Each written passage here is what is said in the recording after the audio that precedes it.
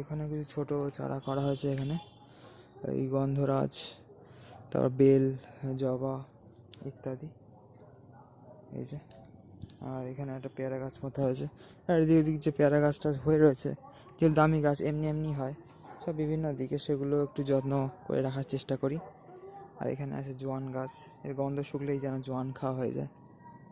আর এখানে গন্ধরাজ, লেবু ইত্যাদি সব আগে তো মোটামুটি দেখিয়েছি, আগের শীতকালে বা আগের সময় যেগুলো বসানো হয়েছে। আর এখানে এই কলার ঝাড়গুলো বসানো হয়েছে। আর এই যে, আর এখানে বলছিলাম যে অল্প আদা হয়ে রয়েছে, এইগুলো সবই আপনাদের মোটামুটি দেখানো হয়ে গিয়েছে আগে কম বেশি। আর কি দেখাবো এক জিনিস, আর বাগিচার ভিডিও খুব একটা বানানো হয় না এখন, ট্রাভেল ভিডিও বেশি বানানো হয়, আর কিছু ইনফরমেশন আপডেট ইত্যাদি।